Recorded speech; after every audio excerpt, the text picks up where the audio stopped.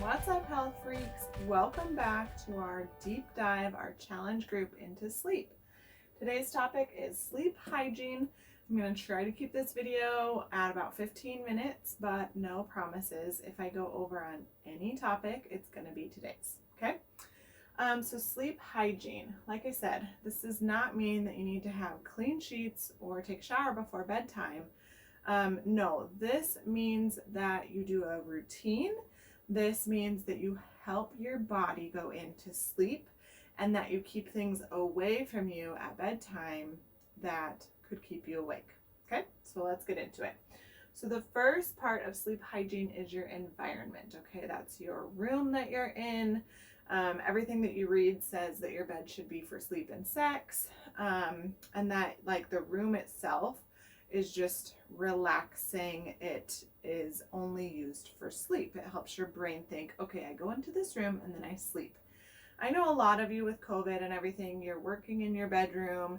I do laundry in my bedroom. I do like almost everything in my bedroom. So I know how that is, but if this whole thing is going to be do as I say, not as I do. But that's sleep hygiene, okay, is taking your room and making it a sanctuary. A lot of like sleep experts will also say that you and your spouse should be the only ones in your room. I'm not going to tell anybody what to do, but I will say that there are studies that show that the parents sleep better when the kids and the dogs and everybody's out of the bedroom. So dark. This is talking about getting light blocking curtains. I think you would be surprised, especially in the city, how much light is actually coming in your window. I'm always surprised when we move somewhere. You know, I always order light blocking blinds or curtains, and then, you know, they go up and I'm like, oh my gosh, I didn't realize.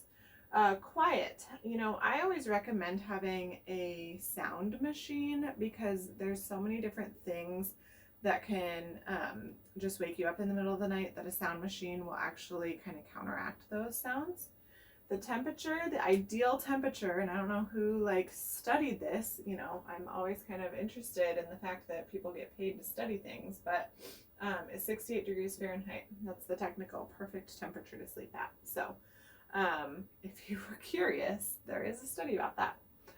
The ones that I really wanted to go into is blue light, and that is the light that comes from your phone, your TV, your computer screen. So I'm just imagining, you know, some bedrooms that I've seen that have somebody's desk in the corner, their TV up in the corner, and then their phone's like right in front of them. And that's something that, you know, we need to make sure that the screen to the computer is turned off, the phone screen is turned off, and the TV is turned off 30 minutes to an hour before bedtime. And the reason for that is that the blue light hits the retina and it mimics sunlight. So our body thinks that it's still light out, it's not time to go to bed. And so that is why we need to turn those off before we go to bed. And then especially, you know, we need to turn them off. We need to turn the screensaver off on the computer screen. Ideally, you would not have your cell phone in your room with you. Because it could turn on in the middle of the night, and even with your eyelids closed, your brain can still perceive that blue light and it can wake you up. So there's that. I read the CDC website a couple of times in prepping for this week, and one thing that it said, but it didn't actually say, was that you should not have electronic devices near you or your head. And I was like, oh, that's interesting. It went on to say that, oh, it might buzz in the middle of the night. And I'm thinking that's not why. Okay, so our phones are always getting a signal from satellites and whatnot, and or the Wi-Fi in our house. And that is giving off something called EMF. And I know this is really woo-woo, but remember that you are the freaks, okay? I believe this solely. There's been many, many studies, and I can provide them to you if you are not convinced about this, about electromagnetic fields. And so if we move our cell phone outside of our bedroom, there's far less electromagnetic field that is getting into our brain, which causes a stirring and an inflammation, which can keep us awake. So I personally, in our house, we set our Wi-Fi router up. We got one of those like timers, and it goes off at 8. Our Wi-Fi in our house goes off at 8, and it doesn't turn back on until 8 in the morning. So our Wi-Fi is no longer affecting us for sleep, and our phones are not allowed in our bedrooms. And that's not because we're worried about them ringing in the middle of the night. It's because of EMF. The other things that you can do is put, they make many different EMF blockers that you can put in your bedroom, and I definitely recommend that. So that is something that you're not going to hear anywhere else. I shouldn't say you're not going to hear anywhere else, but if you go and look up the CDC's website, it just says, oh, put the phones outside of the bedroom, because that's their little sneaky way of saying don't get EMF. Okay, next on the sleep hygiene is routine. And something that's really, I read it a lot, and I think there's kind of a misconception out there about routine, and everybody thinks like, oh, you should go to bed on time and wake up on time. The truth is that most studies show that if you wake up at the same time every day, it doesn't really matter what time you go to bed. What I really want to hit home on is not avoiding or ignoring your sleep signals, because a lot of us do that, right? I'm guilty of it. So when I say time, I mean like your body. When your body says that it's time to go to bed, then you go to bed. We're just like small children, okay? And a lot of people have small children in here, and they'll tell me like, oh, my kid doesn't go to bed. But I know I've got 2 small children, and I can tell you for sure that if you miss their sleepy signals, they're going to go whoop with energy and be super hyper. Okay, there's so many studies out there that show that ADHD and ADD are really sleep-deprived kids. So our bodies, and we are the same way. So if we miss our time to go to bed, our energy is going, our cortisol is going to go up, which causes us to feel hyper, really, really energetic. So I know I've been there at like 3 in the morning, and you're like, oh, why am I not tired? That's interesting. Because I missed my sleep signal at whatever, 10 o'clock. And I ignored it. So when I say time, I mean your body's clock, okay? I don't want you missing that. The other thing that is important to note with this is the more and more that you avoid that or ignore it, you're not going to get those signals anymore. So you may be one of those people that really just needs to set a time and say, I'm going to bed at 10. I'm going to bed at 9. And it's probably earlier than you think it is, because you get up at 5 in the morning or something like that. So at any rate, that is kind of little tidbit on the time part of it. I wanted to note, and I'm going to put in the notes, but there are a couple of podcasts. There's ASMR podcasts, and those are things like rain, or there's this one that I just love. I play it all the time. It's like anyway, so I don't know how they did this, but somebody was like crunching through the snow, and then there's like sounds of thunderstorm in the background, and then it like rains really hard. Anyway, so relaxing. I'm gonna link that for you. The other one that I love, and I don't make any money from representing these, but is Sleep With Me. Sleep With Me.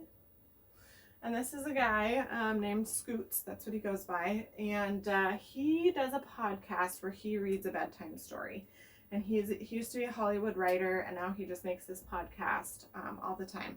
But so I always say it's like an adult bedtime story, and people think like, oh, it's like raunchy. I'm like, no, it's very similar to a children's bedtime story, but it's for adults. It's an hour long. And that brings me into my next one. We should really only be laying down for 15 to 20 minutes before we fall asleep. And I know that sometimes I lay down and I fall asleep instantly. And I know sometimes I lay down and it's like 30 minutes to an hour before I fall asleep. So what I recommend you do is you get this ASMR or the Sleep With Me, or there's like tons of like sleep clocks out there or whatnot, and set a sleep timer on them for, I say 30 minutes. Okay, let's give ourselves just a little bit of slack here. And if it goes off and you're sleeping, it's not going to wake you up. But if it goes off and you're still awake, then you need to get up and go out of bed. Okay?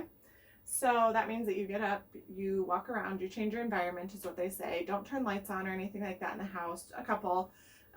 Go get, a book or something, some sleepy tea. We'll talk about that in a different day. Maybe go take a different sleep medicine. Maybe go take your sleep medicine. At any rate, I did want to make that a point that we need to be falling asleep within 15 to 20 minutes. And if not, do not just lay there and roll around in bed, okay? Get up, go do something. And I already kind of talked about no phone or TV in the bedroom. And that is, I wrote this down so that when you do get up, I don't want you to go and get your phone or go watch TV. Those are no activities, or a computer. So no blue light, okay? The other thing that I do want to say is the Kindle, what's it called? So there's Kindles that are light backed and they produce blue light, but the Paperwhite is what it's called. And there may be other companies that make this. Those are okay. Those don't emit blue light, so those are okay to sit and read. I will write that down. Paperwhite. Okay, those don't emit blue light, so you can go and read your Kindle if you have one of those. Okay, the other really important part to sleep is waking up in the morning, and this is the part that I will say I struggle with the most. I know a lot of people out there that struggle with this the most. So in the morning, time is of the essence. Waking up at the same time of day, whether you got 2 hours of sleep or 10 hours of sleep, is so important for your body. And the reason for that is because our hormones get started at the same time of day, whether we get up or not, okay? So I know, I can vouch for if I get up super early, then I don't really wake up until that time that I normally get up, and I'm like super hungry. It's a whole hormone thing. I don't need to go into it, but the same time, and that's by the clock, okay? Not when your body tells you, because Lord, I know that my body does not tell me it's time to get up, okay? When you do get up, I want you to get some sunlight at some point, okay? Or get one of these sad lights. Okay, this was, I think it was like $40 on Amazon. And it's super bright and it mimics the sun. So what it's doing is it's scrubbing. That's what I like to call it. So what it's doing is it's scrubbing the melatonin out of the back of the retina.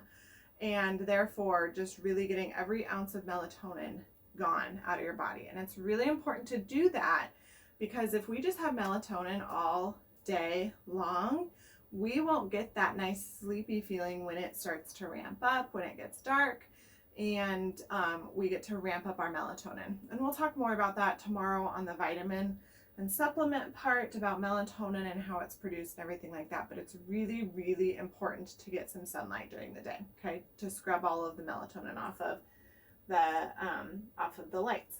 Okay. So sunlight, we're going to get up at the same time, and caffeine is totally fine.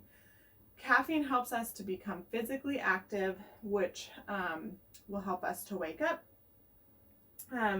So I'm totally fine with caffeine in the morning. I wrote this here because technically we should not be having caffeine after noon. There's many people out there who have become tolerant to caffeine and they can have caffeine any time of day. I would be one of those people. But technically caffeine should not be after noon. Okay. Exercise. I wrote this in here and I put like a little circle because I don't really care when you get your exercise. Ideally in the morning, before you break your fast is technically when you're going to get the best fat burning from your exercise. But as far as sleep goes, it's just getting some exercise during the day. Okay, we're depleting the physical energy, the ATP that's in our body, and that's important to be able to relax. Okay, excuse me. So exercise ideally in the morning, but whenever. If you're one of those people that can't exercise before bed, then just don't. Just don't. Okay. The last big thing with sleep hygiene, and this is when we talk about medications for sleep, almost all of them are the ones that work really well are actually medications for stress. So stress is huge. Don't downplay it. Many people are like, I'm not stressed. I don't need any like stress relievers before bed. And it's like, are you sure about that? Anyway, this is again the pot calling the kettle black. So stress is a big one. Okay. A lot of people will drink alcohol before they go to bed because it helps them sleep, and that's because it's helping with their stress. The thing with alcohol is that it actually disrupts the sleep cycle, so though you may fall asleep well, you likely get up and, you know, a couple of times in the middle of the night because you can't actually get into your REM sleep when there is alcohol in your system. So no more alcohol before bed. I'm going to give you some better options on, what is that, Wednesday, when we talk about herbs. So no more alcohol. And it's funny because a lot of people are like, oh, I sleep so much better. And then I'm like, do you ever wake up in the middle of the night? Well, yeah, I have to pee. Okay, well, you didn't actually have to pee. It's the alcohol waking up and you went, my bladder's full. I'll go to the bathroom. So anxiety. We just need to address it, call it its name, and say, I'm anxious. And this is something that I'm a huge believer in this. And this is, this goes back to, I didn't say this in my intro, but the reason that I do what I do, I have a huge calling from God that pulled me away from medicine. I truly believe that that was why I quit my job and have learned the things that I've learned and had the scales peel off of my eyes when it comes to medicine and the evils that are in medicine. And anxiety is something that you need to bring to God. That's my personal opinion. That's the only way to treat and heal anxiety is to just say, God, here you go. It says in the Bible, I think 365 times, one for every single day, do not fear. And I think that's because God knows how prone every single person is on this earth to anxiety. I don't think there's anybody out there that can say like, oh, I've just never experienced anxiety. Of course you have. And so just put it into your daily prayer, put it into your prayer before bedtime. Here you go. Here's what I'm anxious about. Please take that. Please take that away from me because I know that I shouldn't have it. So that's, I think, all I'm going to talk about. I'm going to preach about today.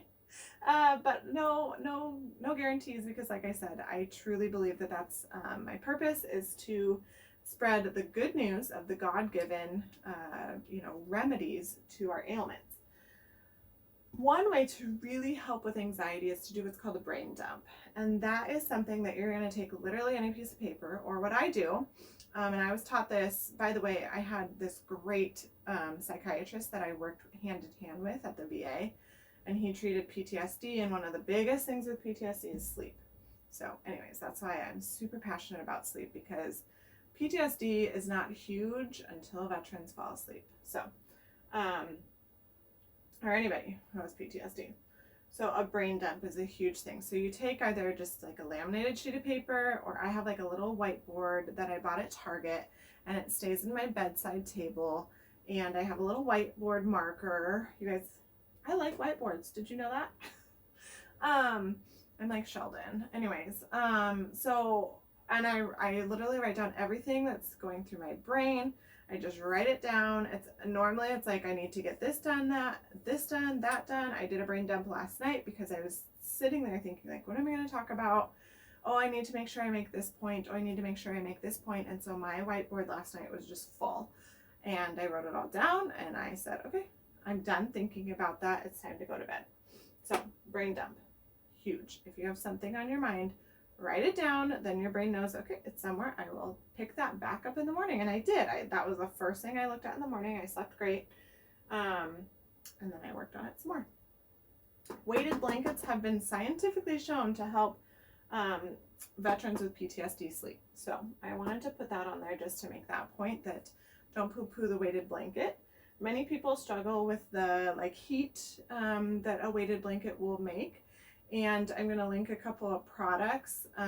I personally own one that will blow cold air on you. This is really getting into terrible PTSD that people can't sleep. But if you're one of those people, I'm not going to judge you, because we need to get you sleeping. That's like the number one thing. And then I wanted to go over the productivity planner, which can really help with sleep. So this is my productivity planner, and I'm going to go to a page that I haven't written on. So this is something that some people fill out in the morning, but a lot of people will fill it out at night before they go to bed. And so this is like what you need to do tomorrow, the most important tasks, the secondary importance, any extra notes. And then the next morning, then you're going to say like, oh, I did like 25 minutes of that anyways. So I really like this, and it goes over in the front how to use it. And it's really helpful to just fill it out every single night before bed. It'll get what you need to do off of your mind, and then the next morning you can return to it. One thing that I didn't write up here that is so important that I find with veterans is when they do go to sleep, they will have flashbacks or nightmares. And the veterans that I've watched sort of heal themselves from that problem. You have to walk through that, okay? You have to walk through your flashbacks, figure out why you are flashing back to whatever it is. I mean, like, if you're flashing back to some time when you ate a cake, I'm not going to sit here and be like, that's weird. I mean, you're the freak and all, but no, I'm just kidding. Seriously, there's a reason that your brain is bringing that to you when your conscious brain goes away at night at sleep time and you're just in your subconscious. There's a reason that you're being brought this flashback. And if it's frightening, then you need to address something in that. And the veterans who were unable or unwilling to walk themselves through terrible things, I mean, terrible things. I'm not saying that it wasn't terrible, but once they were willing to walk through that, deal with that pain, and address whatever it was that they hadn't dealt with that time in their life, they were able to sleep. So there's something to that. I don't know what it is. I'm not the maker. But if you are struggling with something like that, then you need to go and seek help, and don't be afraid to, address that while you're awake and your conscious brain is awake, because otherwise it's just going to continue to come back at you at night. So, and we don't want that.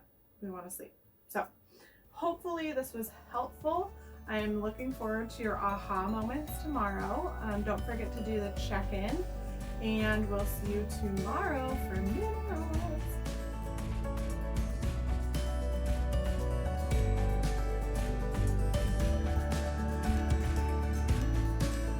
I hope you enjoyed this video, and be sure to check back tomorrow when we talk about minerals. If you liked this video, please follow me and subscribe to my YouTube channel. If you want some one-on-one coaching on sleep or anything else naturally health related, feel free to reach me at my email.